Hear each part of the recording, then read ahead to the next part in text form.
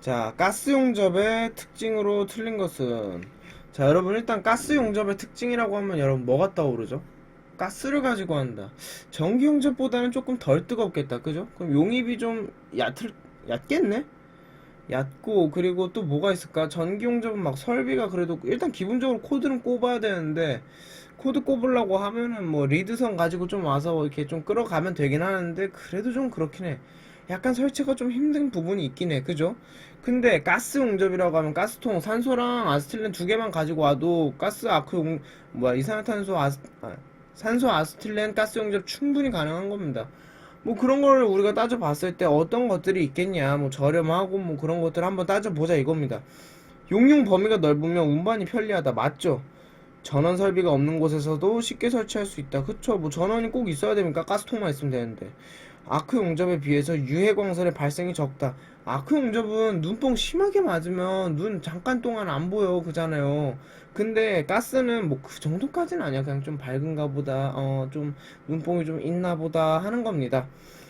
열 집중성이 높아 효율적인 용접이 가능하여 신뢰성이 높다. 열 집중성이 높은 건 진짜 플라즈마 용접 같이 집중 빡 하는 건데, 불 쏴가지고는 아무래도 열 집중성이 높다라고 보기에는 힘들겠죠. 정답 4번. 자, 다음. 규격이 AW300인 교리 아크 용접기의 전격 2차 전류 조정 범위는, 일단 AW라는 것 자체가 전격 2차 전류라는 건데, 이 조정 범위는 여러분 정해져 있습니다. 20%에서 110% 이미 정해져 있어요. 이 전격 2차 전류 AW의 이 조정 범위는 미리 정해져 있습니다. 그럼 300의 20%니까 이거 60 나오겠고, 110%니까 330 나오겠다. 그죠? 60A와 330A. 정답은 3번. 쉽습니다. 다음.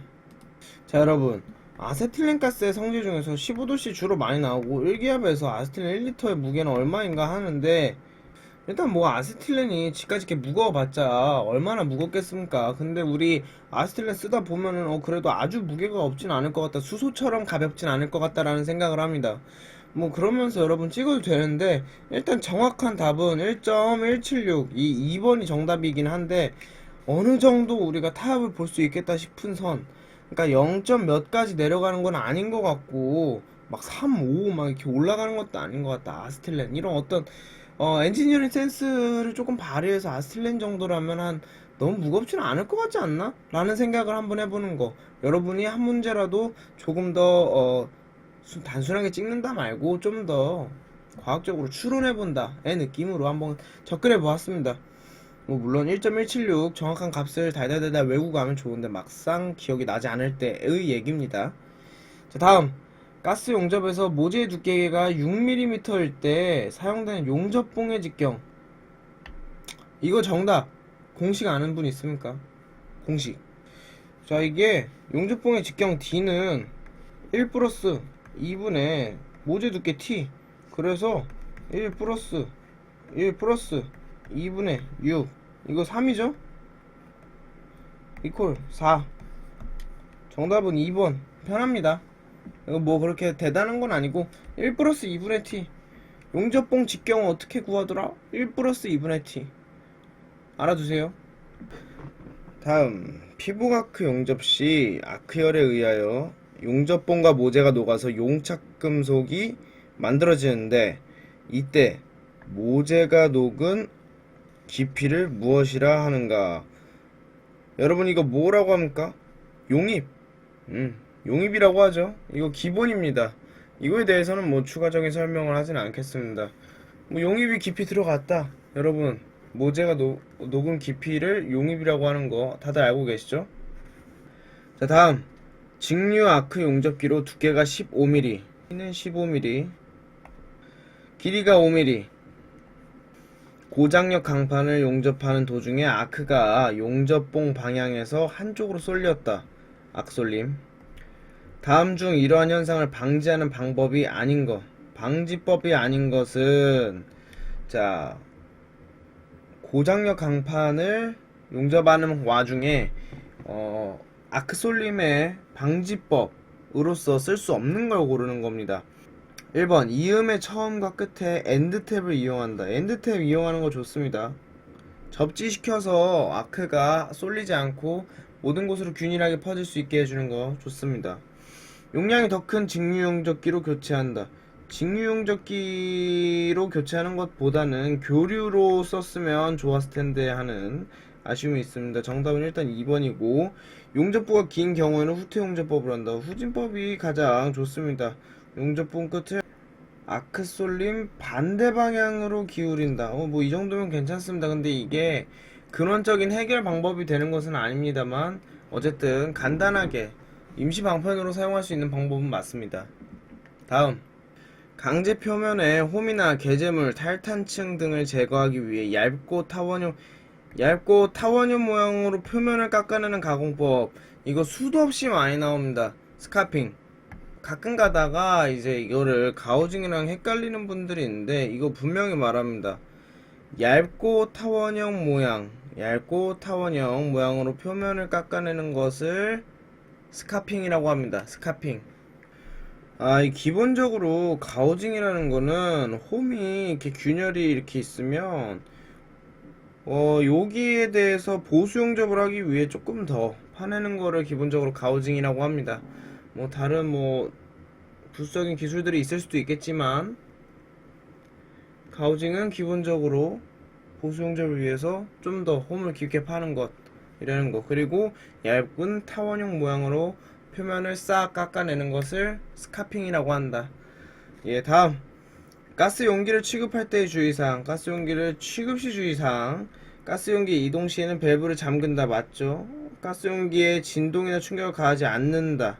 가스 용기의 저장은 환기가 잘 되는 점 당연한 거고, 가연성 가스 용기는 눕혀서 보관하면 밸브 쪽으로 이렇게 밸브 여기가 밸브가 이렇게 달려 있으면 여기로 이렇게 돼 있으면 이걸로 가스가 새어 나간다는 겁니다. 여기는 액체 상태이고 여기는 기체 상태인데, 온도가 올라가면 기체 상태에 있는 부분에 부피가 엄청나게 증가를 해요. 그러면은 이쪽이 반대 방향으로 물을 누르고 이 액체 상태는 밸브 방향으로 쏟아져 나오려고 하기 때문에 가연성 가스 용기는 반드시 세워서 보관합니다. 세워서 보관한다는 거 잊지 마시고. 다음, 피복 아크 용접봉은 금속 심선의 겉에 피복제를 발라서 말린 것으로 한쪽 끝은 홀더에 물려 전류를 통할 수 있도록 심선 길이에 얼마만큼 피복을 하지 않고 남겨놓는가.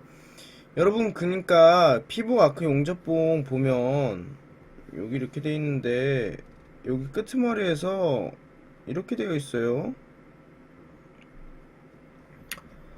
색깔을 조금 넣어보자면, 요 부분은 회색, 그리고 요 부분은 검정색.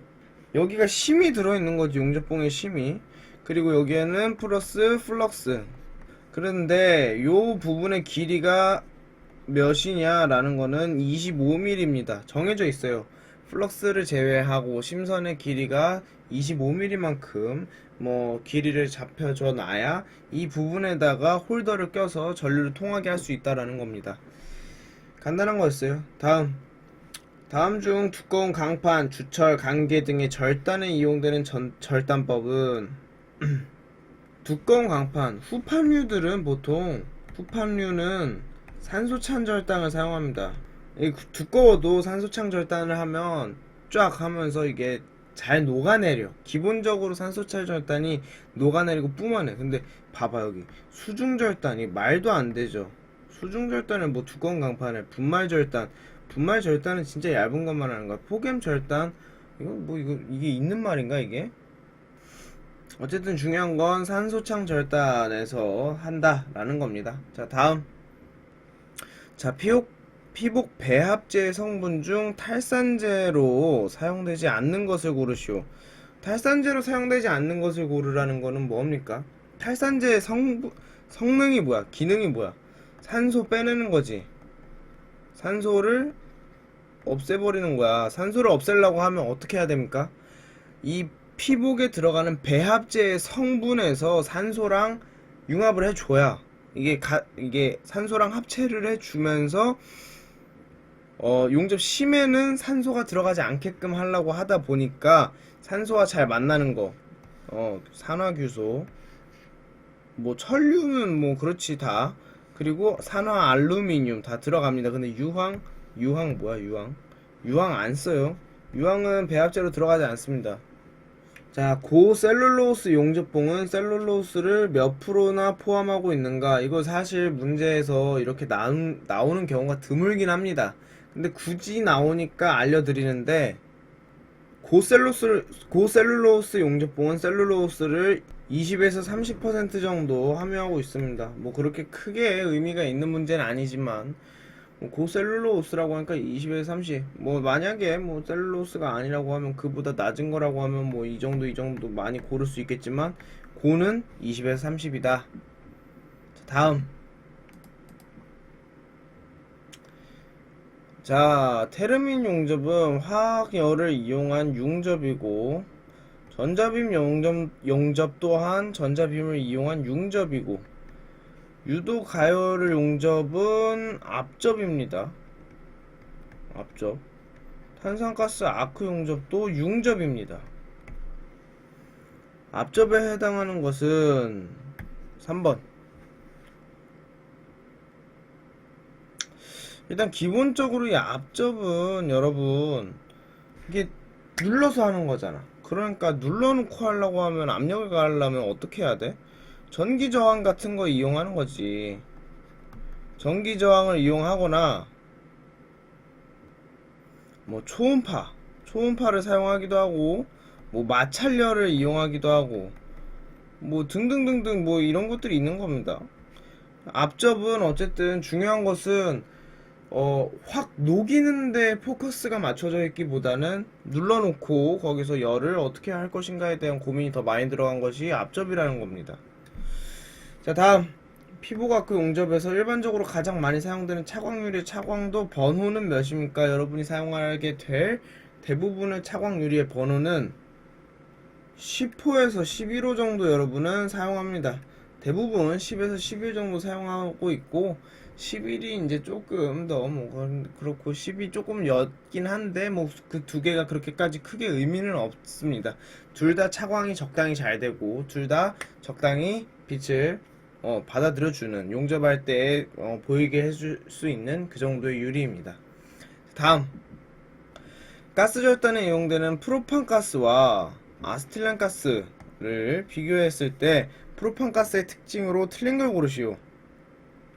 자, 1번 절단면이 미세하며 깨끗하다. 2번 아세틸렌가스도 미세하고 깨끗하긴 한데 프로판가스가 더 미세하고 깨끗합니다. 다만 좀 비쌀 뿐이죠. 폭염 절단 속도가 아세틸렌보다 느리다. 전혀 그렇지 않아요. 폭염 절단 속도가 아세틸렌보다 빠르다. 그러니까 프로판가스가 좀 더 비싸다라는 거를 생각을 하고 하면 돼. 절단 상부의 기슬기 녹은 것이 적다. 좋은 거지.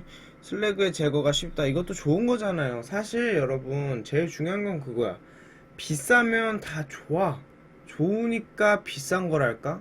비싸서 좋은 거랄까? 뭐 그게 잘 모르겠지만 어쨌든 비싼 거.